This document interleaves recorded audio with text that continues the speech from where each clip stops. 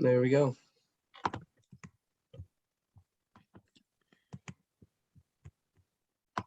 All right. Do you want to start?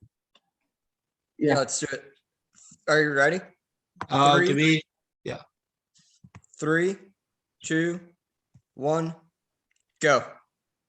All right. So today you guys asked us to meet and do a comparison of U.S. Bancorp and Banco Santander, in order to figure out which bank to invest in. And so, next slide.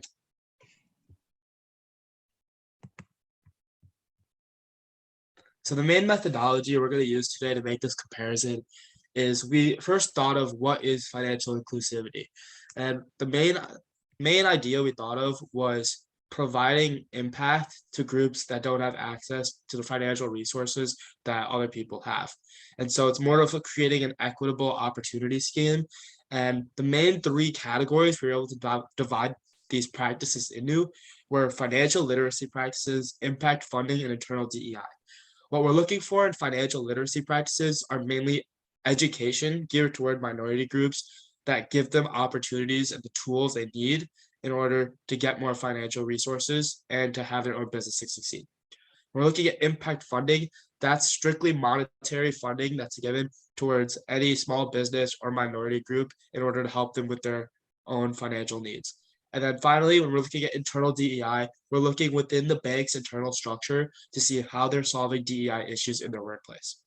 And so what we're going to do is look at each of these three categories and rate each bank on a scale of 10. And then at the end, we'll give you a holistic chart of which bank is having better financial inclusivity. And so one other factor that we wanted to look into before we went into these three categories were the different markets these two banks operated in. U.S. Bancorp only works in the United States, and the financial inclusivity is a much different problem here versus in Europe.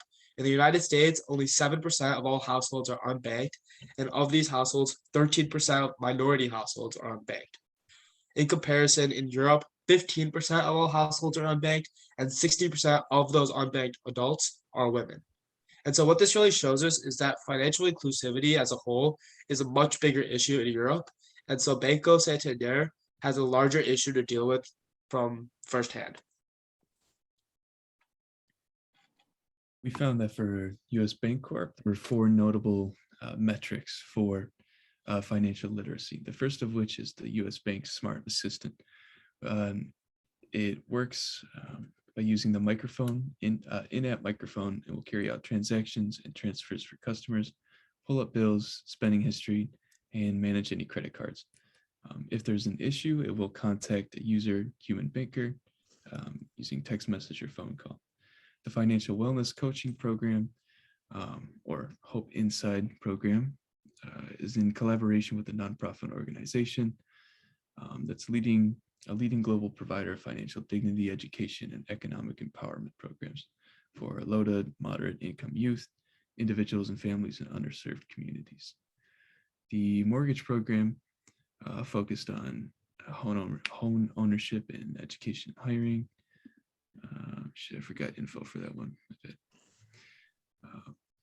Then we have the U.S. Bancorp also invested in the Goal Setter app, which is a family saving, investing, financial education, and smart spending platform that makes it easy for the whole family to go cashless, while teaching them all how to be money smart.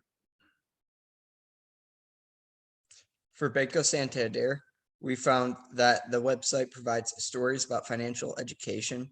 These stories cover everything from informative articles as well as testing your financial knowledge. They also offer financial education through financial education programs and investments. It was hard to find certain information about this because this came from the website, so there's not really anything further we can discuss about that.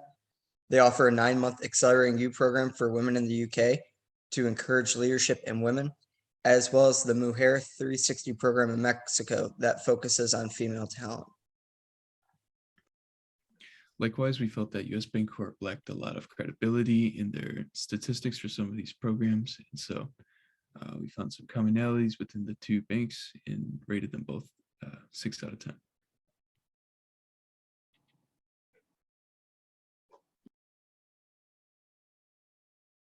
I'm looking at impact funding for U.S. Bancorp. we saw that they were able to give $141 million in impact funding. Of those $141 million, $25 million were loans and grants to small businesses run by women of color, and $116 million were invested in terms of addressing social and economic inequities. US Bancorp also has supply chain financing for diverse businesses through their supplier diversity program. And this demonstrates commitment to promoting business opportunities for certified minority and women-owned business enterprises, as well as certified veteran, disabled, and LGBT-owned businesses. US Bancorp was also able to make a $1 million investment through the US Bank Foundation to 20 nonprofit organizations that are driven by diverse leaders who are focused on creating effective community-led solutions to the increasing economic disparities. For impact funding with regards to Banco Santander, we noticed that they actually had less money in impact funding at only 106 million compared to US Bancorp. And in addition to that, they helped 2.4 million people in 2020 and also contributed to 2,366 projects with NGOs and other nonprofit organizations. One of their main projects in 2020 was their COVID pandemic initiatives. They helped over 6 million customers through deferred payment and mortgages and loans to individuals and companies all around the world. And these initiatives accounted for 16% of their total portfolio in 2020. And then kind of in addition, their general impact funding focuses on children's education programs, social welfare, and arts and culture. We ended up giving Banco Santander a score of 5.5 out of 10 and US Bancorp a score of 7 out of 10 for a few reasons. One, because US Bancorp spent more money on impact funding in 2020 than Banco Santander, and also because US Bancorp is focused just in the US, they were able to have a larger impact on that specific community. But Banco Santander, due to their international presence, they spent less money and they were trying to affect a greater audience, and that ended up resulting in less of an impact on society. When examining US Bancorp's internal DEI initiatives, we found that they extensively develop and promote their Black executives. The company invests more than $1 million annually through third parties focused on advancing Black and African American talent. They also offer leadership development for all employees and will expand opportunities for both early and mid-career employees and Black executives in partnership with the McKinsey Black Leadership Academy. The Managing Committee Sponsorship Program pairs executive leaders with women, Black and Hispanic leaders to increase visibility and accelerate their advancement as well. US Bancorp also has training for employees to recognize and mitigate their bias within the workplace. For Banco Santander, in 2018, 33% of the board was made up of women. There's also a 3% gender pay gap that existed. Today, 40% of the board is made up of women, and there's only a 1% gender pay gap that exists. By 2025, commitment to remove gender pay gap and increasing women representation in all management positions up to 30%.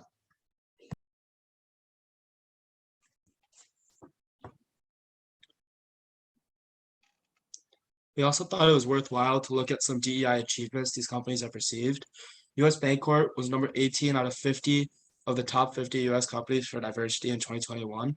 They were number 14 in top US companies for LGBTQ, number 4 in top companies for philanthropy, number 14 in top companies for diverse board of directors, number 8 in top US companies for Latino executives, number 15 in top US companies for Black executives, and number 9 in top US companies for Native American / Pacific Islander. Banco Santander being an international company, it was hard to find some exact comparative metrics to US Bancorp, but Banco Santander was listed in the world's top 10 global companies in gender equality. They also won Euromoney's Best Bank for Diversity and Inclusion, and they won the world's Best Bank for SMEs in 2020. And then finally, they achieved the highest ranking in the Bloomberg Gender Equality Index for the past 2 years. Due to the combination of the last two slides and DEI, we decided to give Banco Santander an 8 out of 10 and US Bancorp a 5 out of 10, because we felt that on comparable metrics, Banco Santander surpassed US Bancorp.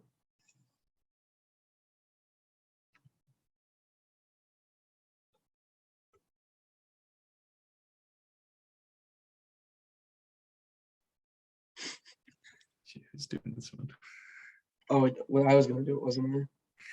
Someone else want to do it? We're at 10 minutes, Okay. by the way. Okay. Oh, perfect. All right. Cool. Yeah, that was pretty damn good. Here, let me Yeah, just you look real should. quickly. Yeah, I'm gonna stop the stopwatch In- then. In summation,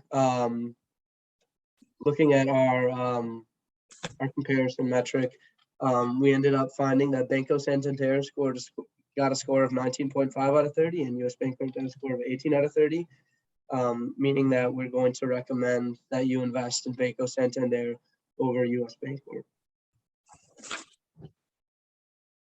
Do I need to say anything else about the last bit, or is that fine, you think? Maybe say like, thank you for your time and patience throughout this presentation, something like that, Okay. And then also, Joe, I thought that I was gonna do the DEI initiative slide. It was thrown to me to do slides, what was it, like 4 and 6? Mm. And that you're doing impact funding and DEI achievements. All right, I can do that, that's fine. Yeah, that's what I thought the whole time, because when we were first initially discussing it, that's why I was looking at those slides. Okay, all right, yeah, that's fine. Also, quick thing I realized, go up one slide to the internal DEI. On Banco, we say 40% of board is made of women twice. Oh, we Yeah, got rid of I it. Never I mind. got rid of Okay. that while we were presenting. It's showing the comparison to show their improvement. No, I get it. No, it said it. It's just said it twice. That was Oh, up, that was up here as well. When I originally, I reorganized the slide and I forgot to get rid of that. Did we want to clarify why there isn't a score on this slide? Like, do you think anyone? I think I Is it worth explained that at the mentioning? beginning.